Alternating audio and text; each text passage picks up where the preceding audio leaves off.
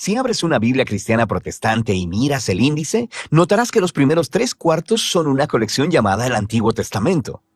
Si miras la lista de libros, verás que está formada por 39 obras más pequeñas que se agrupan en 4 secciones principales. Las primeras 5 son llamadas el Pentateuco, seguidas de los libros históricos, luego los libros poéticos y finalmente los libros de los profetas.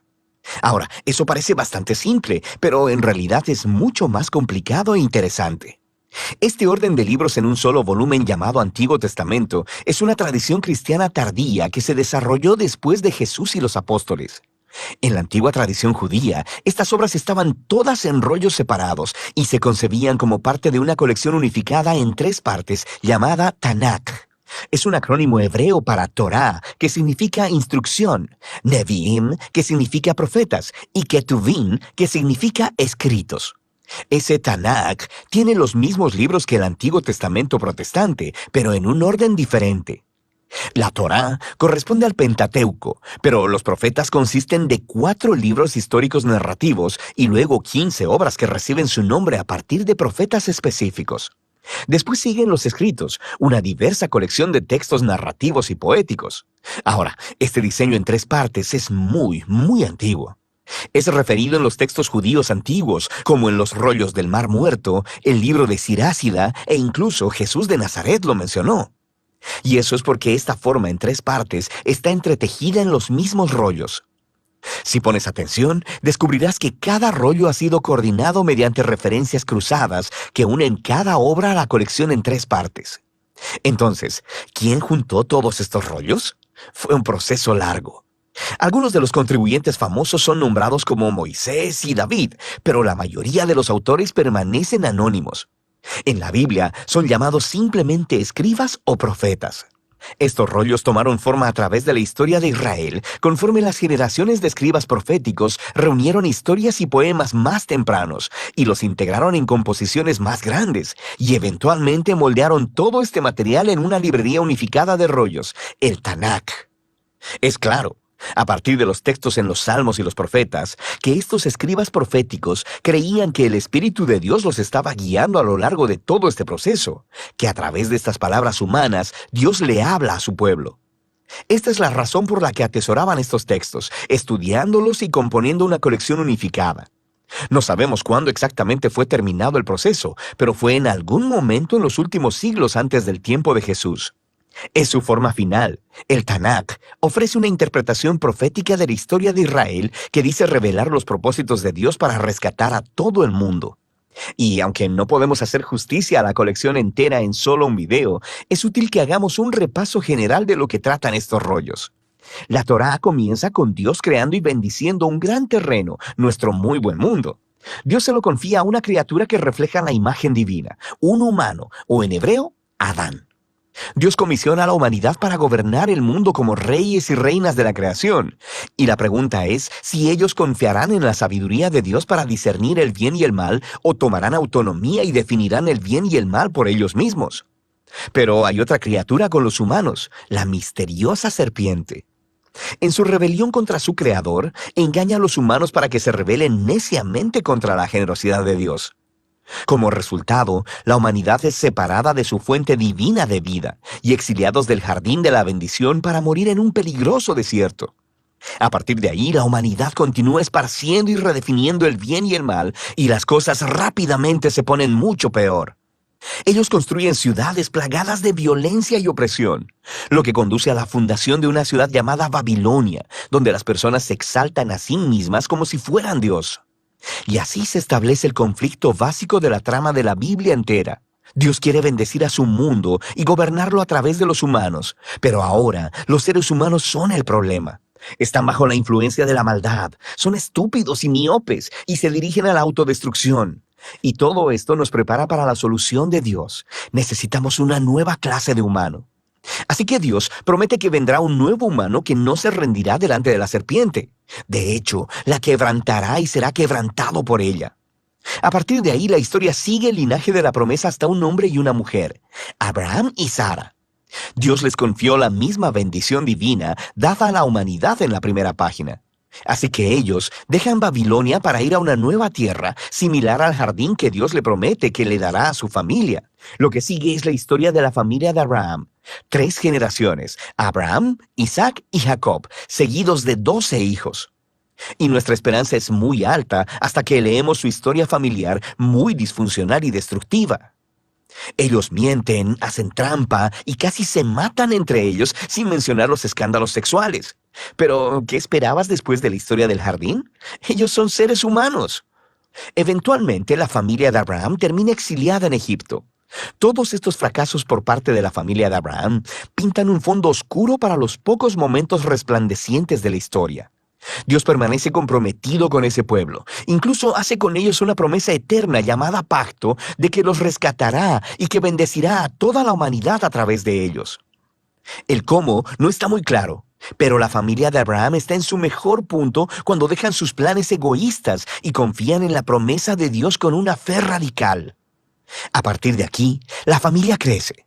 Terminan esclavizados en Egipto y se nos presenta al otro personaje principal de la Torá, Moisés. Dios lo levanta para rescatar a los israelitas y llevarlos a una montaña en donde todos son invitados a entrar en una relación de pacto con Dios. Se les dan 613 términos para esta relación, una guía para convertirse en una nueva clase de humanos quienes representarán con fidelidad a Dios delante del mundo. Y Moisés es el mediador de todo este asunto, porque él es genial. Es el profeta definitivo que habla la palabra de Dios a Israel. Es un sacerdote que los representa delante de Dios e incluso es llamado rey, líder de Israel y libertador en tiempo de necesidad. Pero conforme continúa el viaje, los israelitas fallan estrepitosamente. Violan el pacto e incluso Moisés se rebela contra Dios. De hecho, la Torá termina con Moisés prediciendo que el fracaso de Israel continuará conforme regresan a la tierra prometida y que terminarán en el exilio una vez más. Pero él tiene la esperanza de que Dios cumplirá su promesa de rescatar a Israel. Un día, él cubrirá sus fracasos, sanará sus corazones egoístas para que realmente puedan amar a Dios y vivir. Y entonces Moisés muere. Ahora, las últimas oraciones del rollo de la Torá son sorprendentes. Miran adelante en el tiempo y escuchamos de los escribas que dieron forma al Tanaj. Ellos reflexionan en la historia de Moisés desde su perspectiva y nos dicen que nunca en la historia de Israel se levantó un profeta como Moisés. Oye, quisiera que llegara otro profeta, sacerdote, rey como él. Y con eso seguimos al Nevi'im. Este tiene 2 subcolecciones. Primero, los profetas tempranos, 4 obras narrativas sobre la historia de Israel en la tierra prometida, contada desde la perspectiva tardía de los profetas. Las cosas empiezan muy bien con el liderazgo de Josué. Se nos dice que él es exitoso porque es justo como Moisés y medita en la escritura día y noche.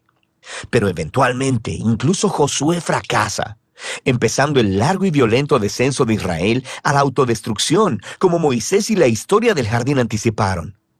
Estas historias se enfocan principalmente en el fracaso de los reyes, profetas y sacerdotes de Israel. Cómo ellos mienten, hacen trampa, se matan unos a otros y adoran a ídolos. Es básicamente una repetición más larga y sangrienta de los fracasos de sus antepasados, pero hay algunos momentos resplandecientes. Dios reafirma su promesa de pacto de bendecir a la humanidad a través de un nuevo humano. Será un rey del linaje de David. Tienes algunas historias de personas como David y Salomón que tienen momentos como Abraham, cuando confían en Dios, pero nunca dura mucho. Y por supuesto, la familia de Abraham termina justo ahí donde empezó, conquistada y exiliada en Babilonia. Pero recuerda, toda esta historia está siendo contada desde la perspectiva posterior de los profetas, y ellos saben que el exilio no es el final. Así que diseñaron estas historias del pasado de Israel como indicadores a su esperanza futura. Cuando Dios rescate a su pueblo de Babilonia, enviará un nuevo rey que será como lo fueron Moisés, David y Salomón en su buena época. De hecho, de eso trata la segunda parte del Nevi'im, los profetas tardíos. Hay 3 obras largas y 12 obras cortas, conectadas con profetas específicos. Este diseño intencionalmente recuerda a los 3 más 12 ancestros de Génesis, cuyas historias de fracaso contienen las semillas de esperanza futura. Estos rollos proféticos están llenos de referencias cruzadas que enlazan a la narrativa de la Torá y los profetas y siguen desarrollando la historia. El trabajo de los profetas de Israel era ser como Moisés al acusar al antiguo Israel por su fracaso y corrupción, y advertirles acerca del resultado inminente, el gran día del Señor, que terminó con la derrota y el exilio en Babilonia. Pero los profetas también prometieron que Dios tenía el propósito de purificar a su pueblo y recrear un nuevo Israel, quien sería fiel como lo fue Abraham. Ellos vivirían en una nueva relación de pacto con Dios bajo la autoridad de un gobernante prometido que es descrito como un nuevo Moisés, pero llamado como David. Él será quien restaurará la bendición de Dios a todo el mundo. La conclusión del Nevi'im es justo como la Torá. Hay una nota de los escribas proféticos del Tanakh. Ellos reflexionan en la historia hasta ese punto y exhortan a los lectores a anticipar la llegada de un profeta como Moisés, a quien llaman Elías. Él anunciará la llegada del Dios de Israel para purificar y salvar a su pueblo. A partir de aquí, nos dirigimos a la tercera y última subcolección del Tanakh, una diversa colección de rollos. Cada uno ha sido diseñado para conectar con temas claves de la Torá y los profetas, y desarrollarlos todavía más a través de un elaborado tapiz de referencias cruzadas. Por ejemplo, el rollo de los Salmos es presentado por 2 poemas que están coordinados con el principio de la Torá y los profetas. En el primer salmo se nos presenta al justo, quien es descrito como un nuevo Josué, un exitoso líder que medita en las Escrituras. Él es como el rey prometido a Moisés y como el eterno árbol de la vida en el jardín del Edén. El Salmo 2 identifica a esta figura. Es el rey prometido, el Hijo de Dios, del linaje de David, quien derrotará la maldad entre las naciones y restaurará la bendición de Dios al mundo. El resto del rollo de los Salmos enseña al pueblo de Dios cómo orar conforme esperan por esta esperanza futura. Luego tenemos los rollos de sabiduría, que abordan algunas de las preguntas más difíciles que surgen de la historia de la Torá y los profetas. Proverbios suena como Moisés en la Torá. Confía en Dios, sé fiel y obediente, y tendrás paz y éxito. Pero luego, Eclesiastés y Job reflexionan en la complicada historia de Israel y dicen, sí, lo hemos intentado y no es tan simple. Estos 3 libros desarrollan una profunda conversación acerca de lo que significa vivir sabiamente en el buen y frecuentemente confuso mundo de Dios. 2 de los últimos libros del Tanakh en ser escritos hacen una contribución crucial. El rollo de Daniel recuerda la larga historia del fracaso y sufrimiento de Israel como una extraña puerta de esperanza hacia un nuevo futuro para el mundo. Un día llegará el nuevo humano prometido en la Torá y los profetas. Será pisoteado por las salvajes inclinaciones de la humanidad hacia el mal, pero luego Dios lo vindicará y lo levantará para gobernar el mundo en divino poder. Finalmente, el rollo de Crónicas recuenta la historia entera del Tanakh, desde el principio hasta el regreso de Israel del exilio. El autor se enfoca en la promesa de Dios a David de un rey futuro que reunirá al pueblo de Dios en una nueva Jerusalén y traerá bendición divina a las naciones. Las últimas líneas del rollo de Crónicas han sido coordinadas con textos claves por todo el Tanakh. Mantienen viva la esperanza de un regreso definitivo del exilio, apuntando a la llegada de un israelita con quien Dios está, quien pueda ir y restaurar a la nueva Jerusalén. Y así es como termina la historia. El Tanakh es una majestuosa e intencionalmente diseñada colección de antiguos rollos hebreos. Estos diversos textos de todos los periodos de la historia de Israel han sido entretejidos como una historia unificada acerca de la promesa del pacto de Dios para Israel y para toda la humanidad. Fueron hechos para toda una vida de lectura y reflexión, conforme estas asombrosas palabras humanas ofrecen una palabra divina de sabiduría y de esperanza futura que todavía habla hoy.